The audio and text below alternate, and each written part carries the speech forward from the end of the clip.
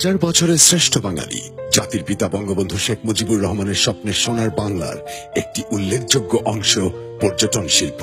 আর পর্যটন শিল্পের একটি গুরুত্বপূর্ণ অঞ্চল প্রকৃতির অপার দান পৃথিবীর দীর্ঘতম সমুদ্র সৈকত কক্সবাজার। পাহাড় সাগরের মিতালি কক্সবাজারের এক অনন্য বৈশিষ্ট্য। এছাড়া সমুদ্রের উচ্ছ্বাসিত তরঙ্গমালা, দিগন্ত প্রসারিত ঝাউবন, বিস্তীর্ণ বেলাভূমি কক্সবাজারকে করেছে অনন্য। আর এর অনন্যতাকে আরো এক ধাপ এগিয়ে নিয়ে গেছে সৌন্দর্যের এক নতুন সংযোজন মেরিন ড্রাইভ। ৮০ কিলোমিটার দীর্ঘ এই মেরিন ড্রাইভ পর্যটকদের বিমোহিত করে দেয়। পৃথিবীর দীর্ঘতম এই মেরিন ড্রাইভটির দুপাশের দৃশ্য যতটা মনোরম, ঠিক ততটাই শ্রমসাধ্য এর পেছনের গল্পগুলো।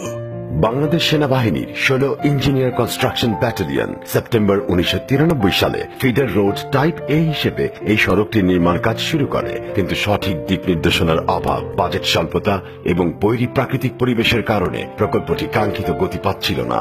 অতঃপর ১৯৯৬ সালে বর্তমান সরকার ক্ষমতায় আসার পর মাননীয় প্রধানমন্ত্রীর নির্দেশে এই প্রকল্পটির নামকরণ করা হয় মেরিন ড্রাইভ এবং প্রকল্পটি বাস্তবায়নের কাজ শুরু হয়। বাজেট প্রতুলতার সাথে সাথে গতি আসে প্রকল্প বাস্তবায়নে, কিন্তু উত্তাল সমুদ্রের আঘাতে ব্যাহত হতে থাকে সড়কের কাজ। অতঃপর বর্তমান প্রধানমন্ত্রীর ব্যক্তিগত উদ্যোগে সড়ক নির্মাণের সাথে সাথে শুরু হয় রক্ষাপ্রদ কাজ। নতুন করে রচিত হয় প্রকল্প বাস্তবায়নের কর্মপরিকল্পনা।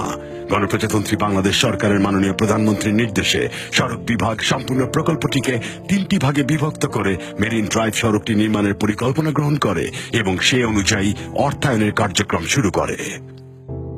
কলাতলী থেকে ইনানী পর্যন্ত ২৪ কিলোমিটারের প্রথম পর্যায়ে মেরিন ড্রাইভটি সেপ্টেম্বর ১৯৯৬ সালে কাজ শুরু হয় আর শেষ হয় জুন ২০০৮-এ। ইনানী থেকে শিলখালী পর্যন্ত ২৪ কিলোমিটার দীর্ঘ দ্বিতীয় পর্যায়ের মেরিন ড্রাইভটির কাজ শুরু হয় জুলাই ২০০৮ আর শেষ হয় জুন ২০১৬-তে। এ পর্যায়ে ২০১০ সালে ১৫ জুন পাহাড় ধসে মাটি চাপা পড়ে সেনাবাহিনীর ৬ জন সদস্য মৃত্যুবরণ করেন। শিলখালী থেকে টেকনাফ পর্যন্ত ৩২ কিলোমিটার বিস্তৃত তৃতীয় পর্যায়ের কাজ শুরু হয় জুলাই ২০১৫-তে আর শেষ হওয়ার কথা ২০১৮-এর জুনে, কিন্তু সেনা সদরের সঠিক দিক নির্দেশনা এবং স্পেশাল ওয়ার্কস অর্গানাইজেশনের প্রত্যক্ষ তদারকিতে নির্ধারিত সময়ের অনেক পূর্বেই প্রকল্পের কাজ শেষ হয়। প্রতিটি ক্ষেত্রে সড়ক ও জনপথ অধিদপ্তর এবং সড়ক পরিবহন সেতু মন্ত্রণালয়ের সার্বিক সহযোগিতা প্রকল্পের কাজকে ত্বরান্বিত করেছে বহুগুণ। মেরিন ড্রাইভ সড়ক নির্মাণ কাজের বিভিন্ন পর্যায়ে সেনা সদস্যদের বিভিন্ন চ্যালেঞ্জের মুখে পড়তে হয়। উত্তাল সাগরের ঢেউয়ের আঘাতে রাস্তাটির ভাঙন ছিল মূল সমস্যা। অন্যদিকে পাহাড় বেয়ে আসা পানির ঢল প্রায়শই রোড এমব্যাঙ্কমেন্টকে ক্ষতিগ্রস্ত করেছে। ফলশ্রুতিতে প্রতিনিয়ত করতে হয় পুনর্নির্মাণ। প্রকল্প এলাকায় নির্মাণ সামগ্রী পৌঁছানো ছিল যথেষ্ট কষ্টসাধ্য ও সময় সাপেক্ষ। লবণাক্ত আবহাওয়ায় রড, প্রকৌশল যন্ত্রপাতি ও অন্যান্য সংবেদনশীল ধাতুতে মরিচা ধরে যাওয়ায় বেড়ে যেত নির্মাণ খরচ। ১৯৯৫ সালে সমুদ্রের ভয়াল থাবায় মেরিন ড্রাইভ নির্মাণাধীন অবস্থায় সম্পূর্ণ ক্ষতিগ্রস্ত হয়ে যায়। পরবর্তীতে তা যাতে আর পুনরাবৃত্তি না হয় সেজন্য সেনা প্রকৌশলীরা জিও টিউব দিয়ে অস্থায়ী রক্ষা বাঁধ স্থাপন করেন। পরবর্তীতে ২০১৪ সালে বাংলাদেশ সেনাবাহিনীর স্পেশাল ওয়ার্কস অর্গানাইজেশন স্থায়ীভাবে সাগর থেকে সড়কটি রক্ষায় তৈরি করে টেট্রাপড ব্যবহার করে মে ২০১৬-এর প্রলয়ঙ্করী ঘূর্ণিঝড় রোয়ানুর আঘাত থেকে হিমঝড়িকে রক্ষা করা সম্ভব হয়।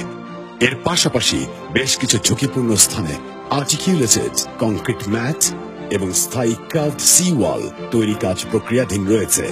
মেরিন ড্রাইভের প্রথম, দ্বিতীয় এবং তৃতীয় পর্যায়ে ঝাউগাছ, গামারি, কৃষ্ণচূড়া, রেইন ট্রি সহ আরো অনেক প্রজাতির প্রায় ১১ লক্ষ গাছ রোপণ করেছে বাংলাদেশ সেনাবাহিনী। তবে সবুজ সারির এই ঝাউবন রোপণের ইতিহাসটি শুরু হয়েছিল আর কারো হাতে নয়, স্বপ্নদ্রষ্টা জাতির পিতা বঙ্গবন্ধু শেখ মুজিবুর রহমানের হাতে। কক্সবাজার টেকনাফ মেরিন ড্রাইভ সড়কটির ৮০ কিলোমিটার সড়ক নির্মাণ ইতোমধ্যেই শেষ হয়েছে। এতে কক্সবাজার থেকে টেকনাফ পর্যন্ত নিরবিচ্ছিন্ন যোগাযোগ সৃষ্টি হয়ে অত্র অঞ্চলের অধিবাসীদের জন্য এক অপার সম্ভাবনার দুয়ার খুলে গেল। এতে তাদের জীবনযাত্রার মান বৃদ্ধি পাবে, কর্মসংস্থান বাড়বে, শিক্ষার হার বাড়বে। এই সড়কটির ফলে অত্র এলাকায় প্রাকৃতিক সম্পদ আহরণ বেড়ে যাবে। এই সড়কটি জনগণকে লবণাক্ততা ও জলোচ্ছ্বাস থেকে রক্ষা করবে। আর সব থেকে বড় সম্ভাবনার সূচনা হবে পর্যটন শিল্পের। আশা করা যায় এই সড়কটি পর্যটন শিল্পের মেরুদণ্ড হিসেবে বিবেচিত হবে। সর্বোপরি সাবরাং এলাকায় এক্সক্লুসিভ টুরিস্ট জোনের কার্যক্রমটি ত্বরান্বিত হবে বলে আশা করা যায়। মেরিন ড্রাইভ শুধুমাত্র একটি সড়ক নয়, এটি একটি সফলতার প্রতীক। সুন্দর পরিকল্পনা, সঠিক দিক নির্দেশনা, মেধা, শ্রম আর ত্যাগের অনন্য দৃষ্টান্ত এই মেরিন ড্রাইভ।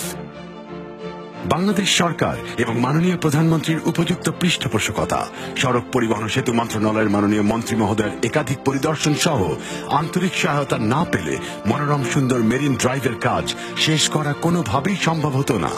বঙ্গবন্ধুর স্বপ্নের সোনার বাংলা বাস্তবায়নের একটি গুরুত্বপূর্ণ পদক্ষেপ এই মেরিন ড্রাইভ। আর তার সুযোগ্য কন্যা বাংলাদেশ সরকারের মাননীয় প্রধানমন্ত্রী এর রূপকার এবং বাংলাদেশ সেনাবাহিনী তা বাস্তবায়নের কারিগর।